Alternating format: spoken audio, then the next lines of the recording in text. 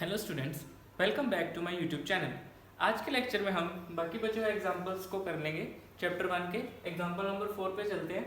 Let's start. Example number 4 NCERT की book में हमें कह रहे हैं अ स्वीट सेलर हैज़ 420 काजू बर्फीज, 420 काजू बर्फीज हैं एंड 130 बादाम बर्फीज हैं। अब दो टाइप्स की बर्फीज है हमारे पास, एक तो काजू बर्फी है और एक बादाम बर्फी है। जो स्वीट सेलर है She wants to stack them in a such a way that each stack has same numbers। अब स्वीट सेलर है उसको ऐसे नंबर्स में स्टैक करना चाहती है कि हर एक वे में सेम नंबर हो and they take up least area of the tray. अब ट्रे के अंदर इस तरह से स्टैक करने हैं कि हर एक रो के अंदर सेम नंबर हो और एरिया जो है कम से कम ले। हमें कह रहे हैं what is the number of that can be placed in each stack for this purpose. हमने बताना है कि कितने नंबर ऑफ स्टैक्स में वो इस दोनों बर्फीज को स्टैक कर सकते हैं। अब हमने देखना है क्वेश्चन के अंदर रेपिटेशन हो रही है कि नहीं हो रही है। हमने देखना है रेपिटेशन। अब इस क्वेश्चन के अंदर रेपिटेशन तो नहीं हो रही है, हमें सिर्फ काजू बर्फी और बादाम बर्फी को स्टैक करने के लिए बोल रहे हैं। तो इसका मतलब है हम फाइंड करेंगे there is no repetition in this question, we will find HCF। अगर तो रेपिटेशन होती है तो हम LCM फाइंड करते हैं। ये मैंने आपको बताया था जब हमने क्वेश्चन सॉल्व किए थे। तो हम इसमें 420 और 130 का HCF फाइंड कर लेंगे। ऑलराइट, HCF फाइंड करने के लिए we will use Euclid's division algorithm. Alright, we will find HCF of 420 and 130। Solve करना स्टार्ट करते हैं बाय यूक्लिड्स डिवीजन एल्गोरिथम। अब यूक्लिड्स डिवीजन एल्गोरिथम इन दो नंबर्स पे लगाएंगे। अब यूक्लिड्स डिवीजन एल्गोरिथम में हमारे पास कोई भी दो नंबर गिवन हो, हम दो ऐसे नंबर फाइंड कर सकते हैं। ठीक है, अब इसमें से सबसे पहले हमें देखना है बड़ा नंबर कौन सा है। 420 और 130 में से 420 इज ग्रेटर देन 130। ठीक है, अब बड़े नंबर को बीच में रख के छोटे नंबर से डिवाइड करेंगे। 420 इज अ बिगर नंबर, 130 से डिवाइड करेंगे, हमारे पास क्वोशंट और रिमाइंडर आ जाएगा। ऑलराइट, और क्वोशंट और रिमाइंडर जो आया हम उसको लिख सकते हैं इस फॉर्म के अंदर, dividend is equal to divisor into quotient plus remainder. ठीक है, इस फॉर्म के अंदर हम लिख लेंगे dividend is equal to divisor into quotient plus remainder. तो 420 इज इक्वल टू 130 इंटू 3 हमारा क्वोशंट प्लस 30 रिमाइंडर। ये होगा हमारा स्टेप 1। स्टेप 2 के अंदर हमने चेक करना है रिमाइंडर को। We want our remainder to be 0। Remainder 0 होना चाहिए, लेकिन यहाँ पे 30 है। अब रिमाइंडर 0 नहीं है तो हम दोबारा से डिवीजन लेमा को अप्लाई करेंगे। Since r is not equal to 0, हम ऐसे लिखेंगे since r is not equal to 0 we apply division lemma again. दोबारा से डिवीजन लेमा अप्लाई करेंगे, दोबारा से डिवीजन लेमा अप्लाई करेंगे। 130 is a bigger number, 30 smaller number, 130 को बीच में रख के 30 से डिवाइड कर देंगे। अब यहाँ पे क्वोशंट और रिमाइंडर आएगा, फिर इसको इस फॉर्म में लिख लेंगे dividend is equal to divisor into quotient plus remainder. 130 is equal to 30 into 4 plus 10। We will check our reminder.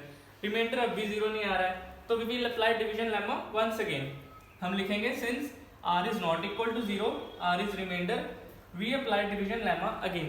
दोबारा से डिवीजन लेमा अप्लाई करेंगे।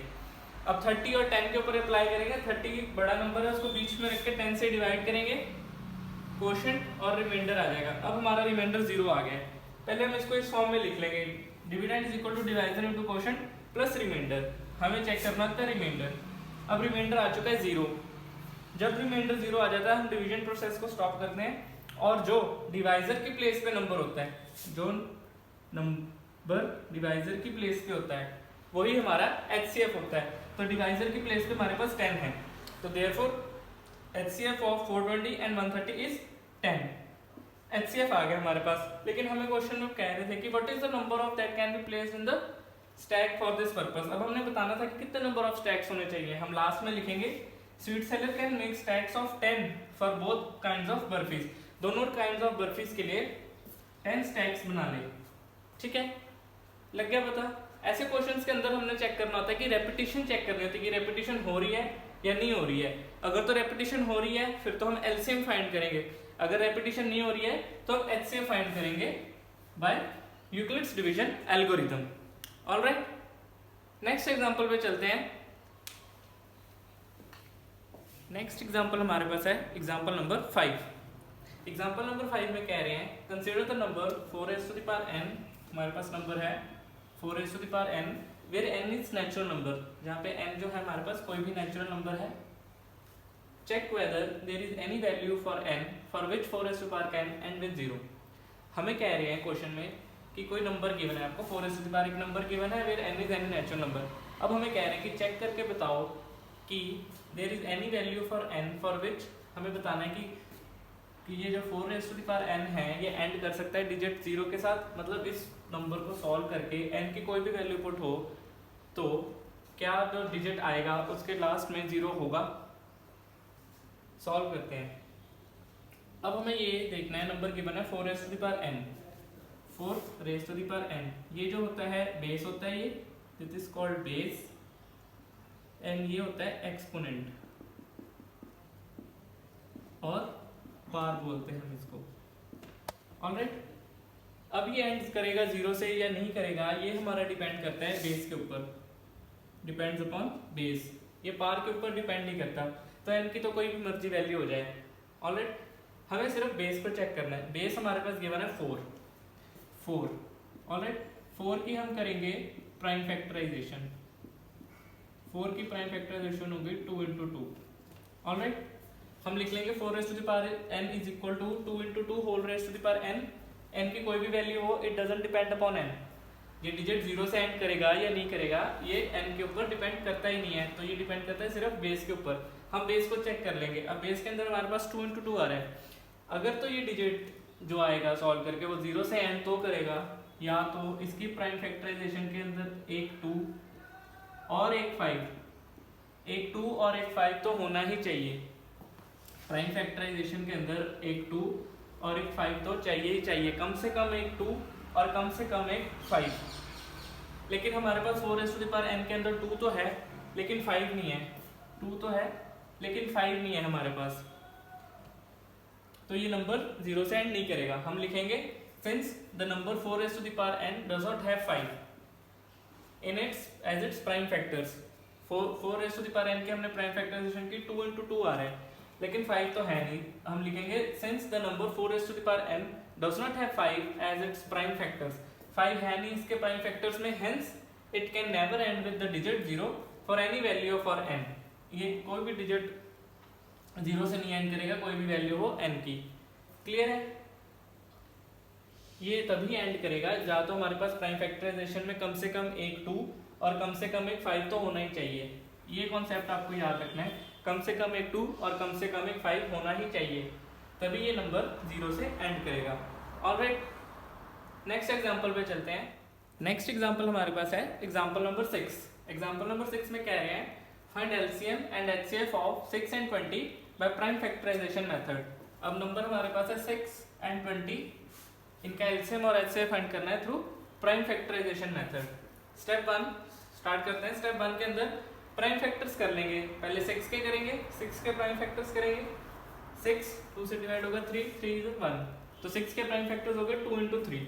20 के प्राइम फैक्टर्स करेंगे 20 2 से 10, फिर 2 से 5, 5 1, 2 टाइम्स 2, 2 का स्क्वायर इंटू 5। दोनों के प्राइम फैक्टर्स कर लिए हमने।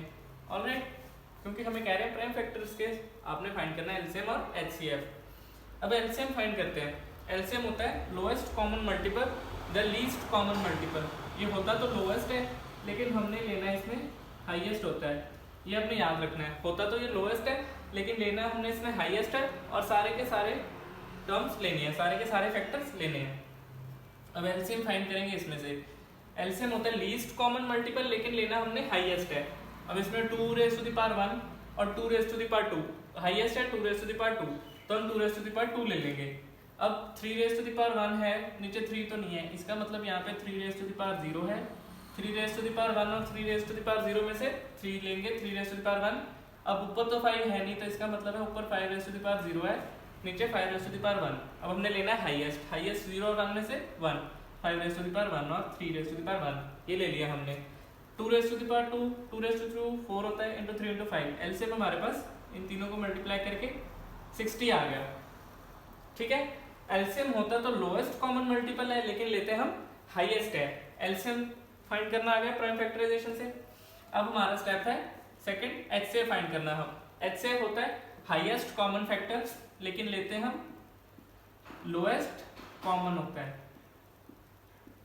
ऑलराइट, होता तो ये हाईएस्ट कॉमन फैक्टर है लेकिन लेना लोएस्ट कॉमन है। अब इसमें से सबसे पहले हम चेक कर लेंगे कॉमन टर्म कौन सी है। कॉमन हमारे पास 2 हमारे पास कॉमन है। अब 2 raised to the power 1 and 2 raised to the power 2। अब इसमें से लोएस्ट कौन सा है, 2 raised to the power 2 और 2 raised to the power 1 में से स्मॉलेस्ट और लोएस्ट है 2 raised to the power 1। तो 2 raised to the power 1 हमारा HCF हो जाएगा। ऑलराइट, एलसीएम और HCF फाइंड कर लेंगे प्राइम फैक्टराइजेशन मेथड से। कोई भी दो नंबर गिवन हो, एलसीएम होता तो लोएस्ट है लेकिन लेना हाईएस्ट है, HCF होता तो हाईएस्ट है लेकिन लेना लोएस्ट है। ये याद रखना, इसमें उल्टा होता है। ठीक है, नेक्स्ट एग्जांपल पे चलते हैं। Next example number 7। Example number 7 में कह रहे हैं find the HCF of 96 and 404। 96 और 404 का HCF फाइंड करना है through prime factorisation method. Step 1, prime factors कर लेंगे 96 और 404 के प्राइम फैक्टर्स आप शो कर देंगे। 96 के प्राइम फैक्टर्स आ रहे हैं 2 raised to the power 5 into 3, because 2 यहाँ पे 5 टाइम्स आ रहा है, 1 2 3 4 5 and 3। 2 raised to the power 5 into 3 96 के हो गया। 404 2 से ये डिवाइड होगा 202, 2 से 101 and 101, because 101 itself is a prime number, तो ये 101 से ही डिवाइड होगा। अब हमने प्राइम फैक्टर्स कर लिए, हमें कह रहे हैं HCF फाइंड करो। HCF होता है हाईएस्ट कॉमन फैक्टर, लेकिन लेना हमने लोएस्ट है। ठीक है, अब इसमें से सबसे पहले लोएस्ट कॉमन लेना है। सबसे पहले हम कॉमन टर्म देख लेंगे। कॉमन टर्म हमारे पास 2 है। ऑलराइट, HCF फाइंड करना है। HCF होता है हाईएस्ट लेकिन लेते हैं लोएस्ट। अब 2 कॉमन है, अब इसमें से लोएस्ट कौन सा है, 2 raised to the power 5 और 2 raised to the power 2 में से 2 raised to the power 2। अब 2 into 2 4 होता है। HCF हमारा आ गया 4। फर्स्ट पार्ट में तो था find the HCF of this number. उसके बाद कह रहे हैं हेंस फाइंड LCM। HCF तो हमने फाइंड कर दिया, अब कह रहे हैं अब LCM फाइंड करो। हमें पता है LCM into HCF, LCM और HCF को मल्टीप्लाई करके जो आएगा वो प्रोडक्ट ऑफ 2 नंबर्स होता है। ये 2 नंबर्स कौन से जो क्वेश्चन के अंदर गिवन है। Let 96 be A, 404 be B। LCM into HCF is equal to product of numbers. अब LCM फाइंड करना है हमें। LCM की जगह पे LCM लिखेंगे, HCF हमारा 4 आ गया है। HCF की जगह पे 4, प्रोडक्ट ऑफ 2 नंबर्स। नंबर्स हमारे पास 96 एंड 404, 96 इंटू 404। अब ये 4 यहाँ पे मल्टीप्लाई के अंदर है, दूसरी साइड जाके डिवाइड के अंदर आ जाएगा। ऑलराइट, ये 404 से कटिंग हो जाएगी। LCM is equal to 96 into 101। इन दो नंबर्स को मल्टीप्लाई करके हमारे पास 9696 आ रहा है। This is our LCM। Alright, इस एग्जांपल के अंदर आपने एक कॉन्सेप्ट याद रखना है, HCF highest common factor find करने के लिए लेते लोएस्ट है, और LCM into HCF is equal to product of 2 numbers. ये हमेशा ही ट्रू होता है। LCM into HCF is equal to product of the given numbers. Alright, next example पे चलते हैं।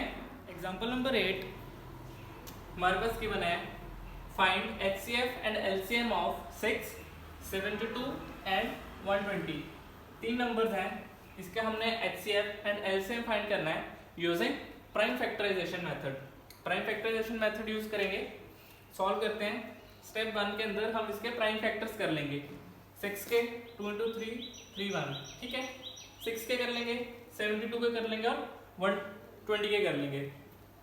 प्राइम फैक्टर्स करने के बाद हम लिख लेंगे प्राइम फैक्टर्स के 6 is equal to 2 into 3, 72 is equal to 2 raised to the power 3 into 3 raised to the power 2, 120 is equal to 2 raised to the power 3 into 3 raised to the power 1 into 5 raised to the power 1। हमने find करना है HCF and LCM। अब HCF find करने के लिए HCF होता है हमारा हाईएस्ट कॉमन फैक्टर, लेकिन लेते हम लोएस्ट है। ये आपने बात ध्यान में रखनी है। होता तो ये हाईएस्ट है लेकिन लेना लोएस्ट कॉमन होता है। अब इसमें कॉमन हमारे पास कौन सी टर्म्स है, तीनों में देखना है। इन तीनों डिजिट्स के अंदर हमें देखना है 2 कॉमन है, हाँ 2 कॉमन आ रहा है तीनों में। अब लेना हमने लोएस्ट है, 2 raised to the power 1, 2 raised to the power 3 and 2 raised to the power 3। अब इसमें से लोएस्ट है 2 raised to the power 1, तो हम 2 raised to the power 1 ले लेंगे। और कुछ कॉमन है, यस 3 भी कॉमन है, 3 raised to the power 1, 3 raised to the power 2 and 3 raised to the power 1। अब 3 raised to the power 1 common है, लोएस्ट लेनी है तो 1 वाली लेंगे। और कुछ कॉमन नहीं, 5 है यहाँ पे, लेकिन यहाँ पे 5 नहीं है, तो हम 5 को नहीं लेंगे। तो HCF आ जाएगा 2 raise to the power into 3 raise to the power 1, 2 into 3 आ जाएगा हमारा 6। HCF तो हमारा आ गया 6। अब हमें LCM भी फाइंड करना है। LCM फाइंड करने के लिए LCM होता है लोएस्ट कॉमन फैक्टर, लेकिन लेते हैं हम हाईएस्ट है, ये आपने ध्यान में रखना है, हाईएस्ट लेना है। ऑलराइट, और सारी टर्म्स भी लेनी है। हम पहले देखेंगे हाईएस्ट कौन सा है, 2 रेज़ टू द पावर 1 और 2 raise to the power 3। 2 raise to the power 3 highest है, तो 2 रेज़ टू द पावर 3 लिख लेंगे। Next 3 raise to the power 2 और 3 raise to the power 1। 3 raise to the power 2 highest है, तो हम 3 raise to the power 2 लेंगे। अब 5 भी लेंगे, बिकॉज यहाँ पे 5 रेज़ टू द पावर 1 है, यहाँ पे 5 रेज़ टू द पावर 0, ये भी 5 raise to the power 0। Alright, तो 5 रेज़ टू द पावर 1 हम लेंगे। तो 2 रेज़ टू द पावर 3 होता है 8, 3 raise to the power 2 9, 5 as it is. 8 into 9 into 5, इन तीनों को मल्टीप्लाई करके एलसीएम हमारे पास 360 आ जाएगा। HCF आ गया हमारा 6, LCM आ गया 360 इन तीन नंबर्स का। ऑलराइट, क्लियर ये क्वेश्चन। नेक्स्ट एग्जांपल पे चलते हैं। Example number 9। एग्जांपल नंबर 9 में हमें कह रहे हैं prove that √3 is irrational. Prove करना है कि √3 है जो इररेशनल है। स्टार्ट करते हैं। Let us assume that √3 is rational. First line में हम लिखेंगे, हम एज्यूम कर लेते हैं कि √3 रैशनल है। ऑलराइट, अगर रैशनल है तो हम इसको p/q की फॉर्म में लिख सकते हैं। Therefore, √3 can be written in the form of p/q, where q is not equal to 0. Denominator में q है तो डिनोमिनेटर कभी भी 0 के इक्वल नहीं हो सकता। And p and q are co-prime integers. p and q are co-prime integers, इसका मतलब क्या है, p and q के बीच में कोई भी कॉमन फैक्टर नहीं होगा। ऑलराइट, अगर तो √3 को हम रैशनल सपोज करते हैं तो इसको p/q की फॉर्म में लिख सकते हैं। तो हम लिख लेंगे √3 = p/q। q को इधर ले जाएंगे, √q = p। अब स्क्वायरिंग बोथ साइड करेंगे ये स्क्वायर रूट को हटाने के लिए। √3 का square 3, q² = q² and p का स्क्वायर करेंगे तो p²। This is our equation number 1। Alright, अब इस इक्वेशन से जो p² है वो डिविजिबल है 3 से।